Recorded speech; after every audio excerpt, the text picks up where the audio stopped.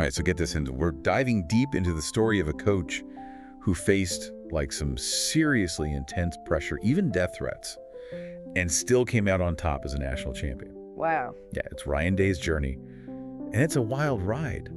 Let me tell you, from some pretty tough losses to strategic changes that were just brilliant, honestly, they led Ohio State straight to victory. But we're going beyond the game itself. Yeah. We're going to look at the choices he made, what we can learn from all of it. You know, sometimes it's easy to forget the immense pressure these coaches are under at a program like Ohio State. Oh, yeah. The expectation is to win every single game, especially against their arch rival Michigan. Yeah. And a championship. It's not just a goal there, it's almost a requirement. This FOX Sports article we're looking at, Yeah. it doesn't shy away from how real that pressure is. Like, Day actually received death threats. Really? Yeah. It's crazy. It's taking it way too far. You know? And it really shows you the dark side of this whole win-at-all-costs mentality. It makes you think about the toll it takes, not just on their career, but on their life.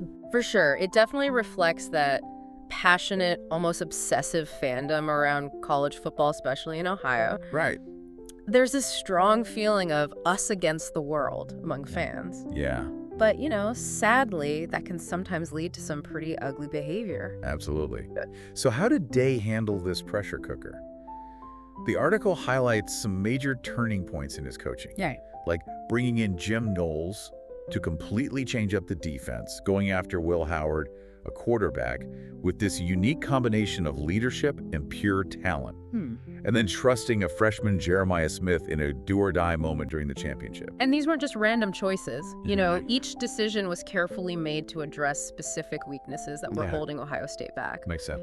Knowles' defense, for example, went through this remarkable evolution throughout the season. Yeah. It ultimately became this nearly impenetrable force. Okay, so here's where things get really interesting.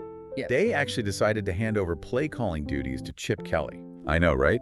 And Kelly was the head coach at UCLA at the time. Yeah. Now, for anyone who might not be super familiar with football, play calling basically means deciding the offensive strategy for each play. So giving that up, that's a huge leap of faith for a coach. It's incredibly bold. It really says a lot about Day's growth as a leader. Right. It suggests that by letting go of some of that control, he realized his strength might be in cultivating a winning environment and trusting his team, even if it means giving up some of the reins. And as we all know now, it definitely paid off. It did. All right, let's talk about that championship game. This article makes it sound like a real nail-biter. Apparently, Ohio State fans were expected to crush Notre Dame, but Notre Dame came out swinging. They even scored on their opening drive. That opening drive was something else. Really? Yeah, it was so unlike what we'd come to expect from Ohio State's defense, especially under Knowles. It gave Notre Dame this temporary edge, and you could practically feel the tension in the stadium. Oh, I bet. The article also mentions Day's reaction to this. They describe him studying film on a tablet during a media timeout. And he looks totally bewildered. Oh, wow. It's like he's thinking, wait, hold on a second. This is how it's supposed to go. It's such a powerful image, right? Yeah. This coach, who is known for his meticulous preparation, suddenly he's facing something he didn't anticipate. It just goes to show you, even at the highest level, sports can be totally unpredictable. But then things started to shift. Yeah. Ohio State's offense came alive and they scored touchdowns on their first 4 possessions. Like, what happened? Did they suddenly find their rhythm? Well, that's where I think Day's strategic decisions really started to pay off. Yep. Bringing in Chip Kelly as offensive coordinator seems to have freed Day up to focus on the broader strategy of the game. Ah, I see. It allowed Kelly, who's known for his offensive genius, to really work his magic with the team. It was like the perfect partnership. Day's the big picture guy, and Kelly's orchestrating the details on the field. It's fascinating to think that giving up control in one area actually gave Day more control over the whole team. Definitely. And let's not forget about the players. They're the ones out there actually executing the plays and making those touchdowns happen. Absolutely. And speaking of players, we can't forget about Will Howard, the quarterback. Yeah. This article calls him having this enviable blend of leadership and talent. He was key to Ohio State's comeback, wasn't he? Oh, absolutely. You can have the best coaches in the world, but without a quarterback who can lead the team on the field, you're not winning championships. And Howard was more than capable. Sure. He made smart decisions under pressure, executed the plays perfectly, and his confidence really seemed to inspire the whole team. And remember that detail about Jeremiah Smith, the freshman, who caught that crucial 56-yard pass? That was a big moment for him. Huge moment, not just for Smith, but for Day as a coach, to put that much trust in a freshman in the championship game, no less. Yeah. It shows how willing Day is to take risks, calculated risks, of course. He saw something in Smith and wasn't afraid to give him a chance to shine on the biggest stage, and of course it paid off. It did. Smith's catch pretty much sealed the deal for Ohio State. It's like something out of a movie. The young, unproven player steps up and delivers in the clutch. You have to wonder what was going through Smith's mind when he made that catch. I bet there were a lot of nerves, but also a ton of excitement and adrenaline. It's moments like that that make sports so captivating. Yeah, for sure. You have these incredible displays of skill and athleticism, but there's also this human element, this raw emotion that we can all relate to. So to sum it up, Notre Dame came out strong, but Ohio State, under Day's leadership and with Kelly calling the plays, rallied back. It wasn't just about outscoring Notre Dame. It was about strategy, adaptability, trust. Exactly. And it really highlights how all the decisions Day made throughout the season, some of them quite bold, all led to this big championship win. It's a good reminder that success is rarely a straight line. Yeah. There will be setbacks and challenges, but it's how we respond to those challenges that really matters. Day's journey shows that even when you're under immense pressure and scrutiny, you can achieve great things by trusting your team, making smart adjustments, and never giving up. It also challenges our traditional ideas about what a leader is. Oh yeah, how so? We often think of leaders as people who are always in control, making every decision. But Day's story shows that sometimes the strongest leaders are the ones who are willing to step back, delegate trust others to do what they do best. Interesting. So it's not about micromanaging, but about having the right people and then letting them do their thing. Exactly.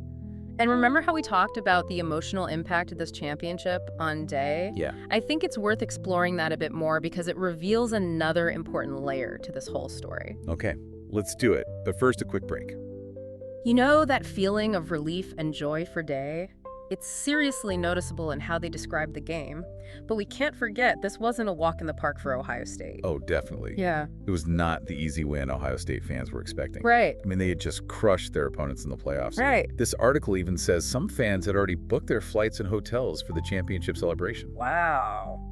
Talk about confident. Yeah, and that's why that early lead from Notre Dame was such a shock. Right. It wasn't just a challenge for Ohio State physically, it was mental too.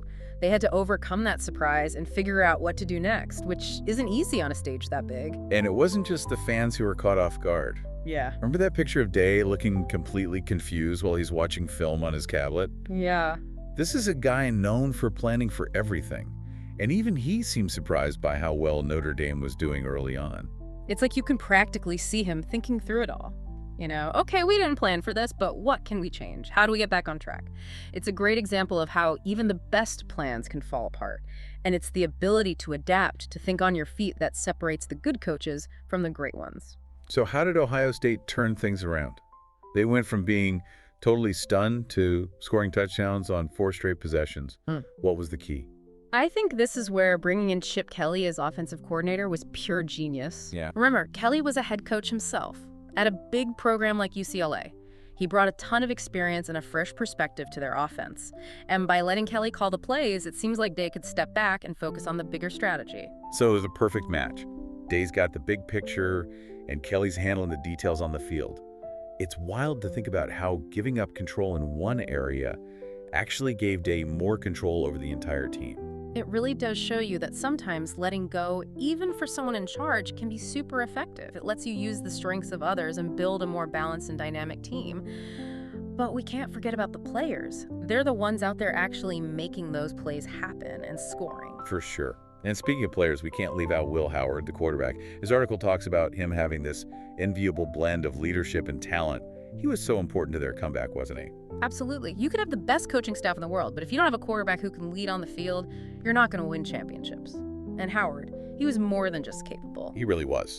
He made smart choices, even with all that pressure, executed the plays perfectly, and you could see his confidence was inspiring the whole team. And remember that thing about Jeremiah Smith, the freshman, who made that 56-yard catch? What a moment for him. A huge moment, not just for Smith, but for Day as a coach, too. Putting that much trust in a freshman in the biggest game of the season. I know. It shows you just how much Day is willing to take those calculated risks. He saw something special in Smith and gave him the chance to prove himself. And of course, it worked. Yeah. Smith's catch basically guaranteed the win for Ohio State. It's like it's straight out of a movie. The rookie comes in at the last minute and saves the day. You have to wonder what was going through Smith's head when he made that catch. I bet it was a mix of nerves and pure excitement. Yeah. You know, the adrenaline pumping. It's those moments that make sports so exciting. Yeah, totally. You've got those amazing displays of skill and athleticism, but there's also that human side, those raw emotions that we all get. So to recap, Notre Dame started strong, but Ohio State, with Day leading and Kelly calling the plays, came back. It wasn't just about scoring more points. It was about strategy, adapting to the situation, and trust. Exactly. And it really shows how all the decisions Day made all season, even some of the risky ones, all came together for that championship win. It's a good reminder that things don't always go as planned. Mm-hmm. You know, you're going to face setbacks and challenges, but it's how you deal with them that defines you. Day's story proves that even with all that pressure and criticism, you can still achieve amazing things by trusting your team, adapting, and never giving up. You know, it makes you think about leadership differently, too. Oh, yeah. In what way? We tend to think of leaders as those who are always calling the shots, having all the answers. But Day's story shows that sometimes the best leaders are the ones who can take a step back, delegate, and trust others to do their best work. It's not about micromanaging. It's about having the right people in the right spots and letting them shine. Exactly. And going back to what we talked about earlier about how emotionally charged this win was for Day, Yeah. I think it's worth taking a closer look at that because it adds another layer to the story. You know, it really is something special. This championship, it was more than just a win for Ryan Day and the Buckeyes. Oh, for sure. It was years of hard work, dedication, and resilience all coming together on the biggest stage in college football. Yeah. And reading this article, the way they describe his reactions during the game, it's like you can almost feel all that pressure and those expectations just lifting off of him. You can just sense that relief and joy, you know? The fist pumps cheering when Notre Dame gets penalized, even getting excited about a fake punt that didn't work. Yeah. It all shows just how much emotion he was holding back. It's like he finally let himself celebrate after all those years of keeping it all bottled up. Yeah. Think about it, the years of people criticizing him, the constant pressure to win those awful death threats. This win wasn't about a trophy. It was about proving himself, about silencing all the doubters. Absolutely. It validated his coaching style, his strategy, his ability to lead a team to victory. I think it shows how much passion he has for the game and for Ohio State. Oh, yeah? This wasn't just a job for him, it was personal, you know? And to finally reach that ultimate goal, it must have felt incredible. It's a powerful reminder that the biggest wins aren't always about what's on the scoreboard. Right. It's about overcoming obstacles, proving people wrong, achieving something that seemed almost impossible. And I think there's a lesson here for all of us. Whether you're into football or not, Ryan Day's journey teaches us that to succeed in anything, you need resilience, adaptability, and trust. You know, he faced so much pressure and criticism, made some tough choices, even gave up some control by bringing in Chip Kelly. And in the end, it all paid off. It did. It shows that sometimes the most unexpected path can lead to the best rewards. It also challenges how we think about leadership, you know? Yeah, how so? It's not always about being the one in charge making all the decisions. Sometimes it's about knowing what you're good at and what you're not good at, surrounding yourself with talented people, and then trusting them to do what they do best. So it's about empowering others working together and focusing on the big picture. Exactly. And sometimes it's about being brave enough to let go of control and believe in your team. It's a powerful message, and it goes way beyond sports. It does. Ryan Day's journey to the championship shows us that we can overcome challenges and achieve incredible things. It really does. So as we wrap up this deep dive into Ryan Day's story, I want to leave you with this. What challenges are you facing right now? What are those times when you need to really dig deeply, adapt, and trust yourself and the people around you? Remember, even when things are tough, even when it seems impossible, there's always a way forward. You never know. Your own moment of triumph might be just around the corner. Thanks for joining us on this deep dive. We'll be back next week with another amazing story. So make sure to subscribe and tune in. Until then, keep learning, keep growing, and keep pushing for your own victories, whatever they may be.